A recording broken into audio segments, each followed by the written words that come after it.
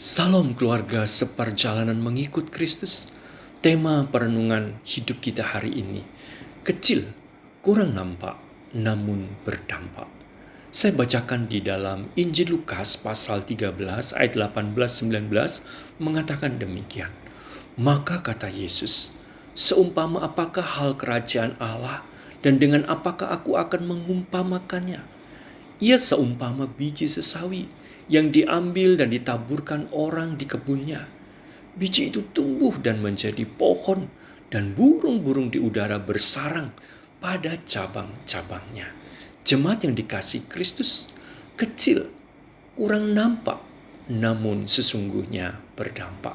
Itulah nilai kerajaan Allah yang Yesus ajarkan, seperti biji sesawi yang kecil, hampir tidak nampak oleh pandangan mata, ditaburkan di tanah hati seseorang yang digarap oleh Roh Kudus. Dan pada saatnya, kebenaran ajaran Kristus yang diterima dengan hati percaya membawa hidup dalam pertobatan sejati dan mengerjakan perubahan hati.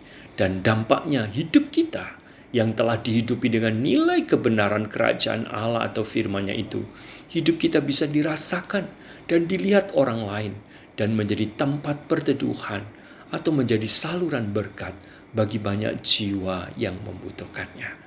Saudara, kebenaran ajaran terbukti bagi Yesus sendiri sebagai penggenap dari janji Mesias yang ditolak oleh banyak orang Yahudi, dicurigai, dituduh kuasanya dari Beelzebul, yaitu kuasa si jahat, dipandang remeh hanya seorang anak tukang kayu.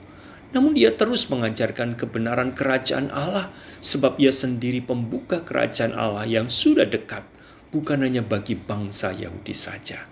Terbukti saat kematian dan kebangkitannya tergenapi dan ia kembali ke sorga, Yesus dengan nilai kerajaannya yang nampaknya kecil dan justru makin berkembang. Mengapa? Sebab kuasa Allah pasti menang dan terus bekerja sekalipun sepertinya tidak nampak. Akhirnya, ia dan kebenaran firman yang diajarkannya menjadi pengharapan perteduhan bagi banyak suku bangsa di seluruh dunia ini. Sampai ia kelak datang kembali sebagai raja dan hakim, akan memerintah dalam kemuliaan kerajaannya yang sempurna itu. Apa yang menjadi refleksi bagi saudara dan saya? Sudahkah hati saya bersedia digarap Roh Kudus supaya benih kerajaan Allah yang nampaknya kecil dan kurang nampak pada saatnya Tuhan bekerja dalam hidup saya dan saudara yang memberi dampak menjadi perteduhan bagi jiwa orang lain yang mencari Tuhan dan kebenaran firman-Nya. Mari kita berdoa.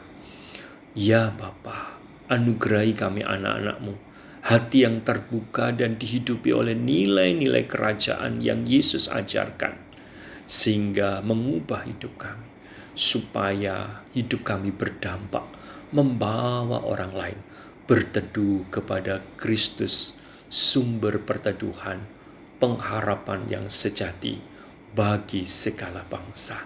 Pakailah hidup kami untuk membawa orang lain berteduh kepadamu. Amin.